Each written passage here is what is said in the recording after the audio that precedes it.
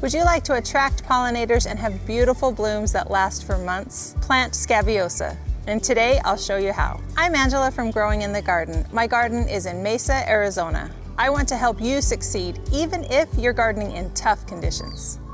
I grow Scabiosa year after year, and here are the reasons why I love adding it to my garden. The pollinators, beneficial insects, and butterflies love it. It attracts so much wildlife to your garden.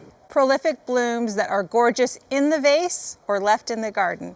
It blooms all the way through summer. They're also low maintenance and drought tolerant. But you have to plan ahead if you want to grow it.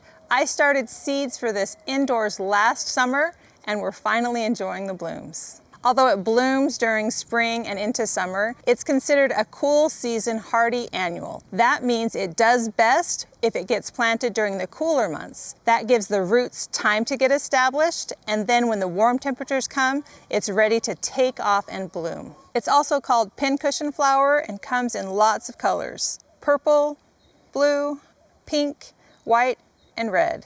Most varieties are 2 or 3 feet tall. Some of my favorite varieties are Dark Night, Scabiosa, and Triple Berry. An unusual variety is Starflower. Look how pretty.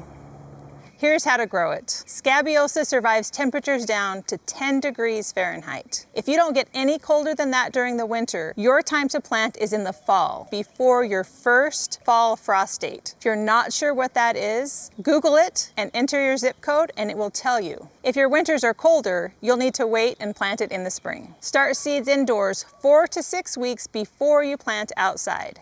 That means if you're planting in the fall, you're going to start seeds in the summer. Here in the low desert, we start seeds from August through September. And then we plant in October or November. Seeds need a little bit of light to germinate. So you're going to press them lightly on the surface of the soil. Press 1 or 2 seeds into each pot and then lightly cover with vermiculite. This is going to allow light to seep through, but also keep them hydrated. While you're waiting for them to germinate, keep it misted. A spray bottle works great for this.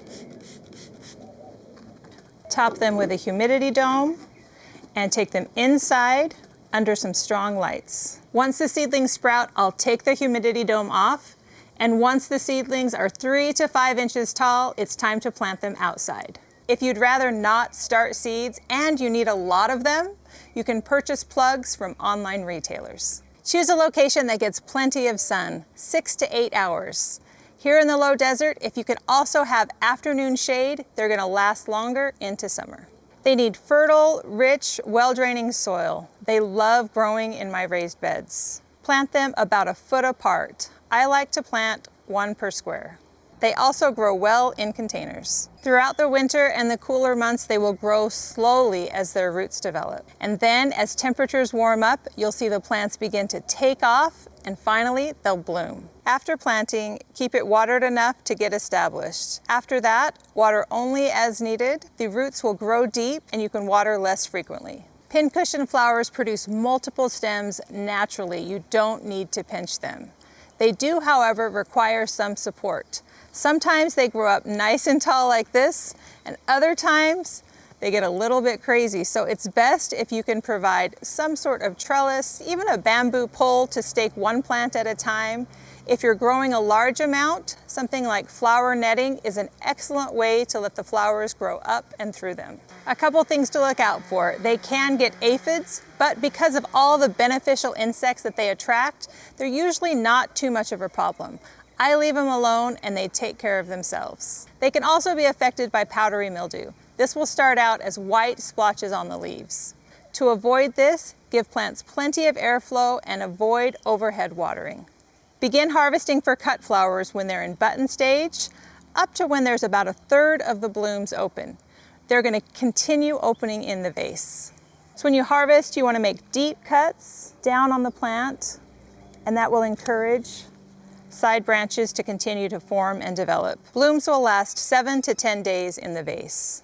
Although I like using them for cut flowers, I also really love just enjoying them in the garden. So if you're going to continue to let them grow in the garden, they just need a little bit of maintenance to promote more blooms. Look for flowers that are past their prime and you're going to keep those deadheaded. To deadhead, all that means is you're removing these spent blooms. So instead of producing seeds, it will encourage the plant to produce more flowers. So cut all the way down at the base of the stem. Do you remember what those seeds look like?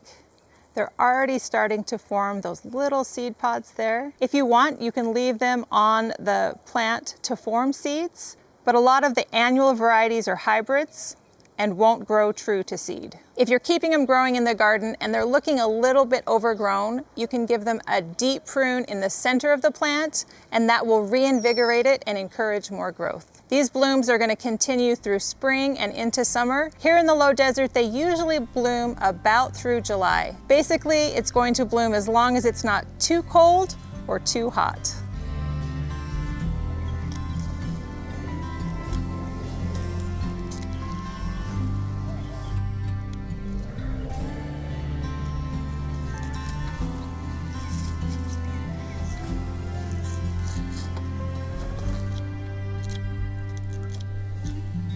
So Scabiosa makes a beautiful filler flower. It adds a lot of whimsy to bouquets, but it's also pretty all on its own. You'll enjoy the pollinators and all of the blooms. Add Scabiosa to your planting list.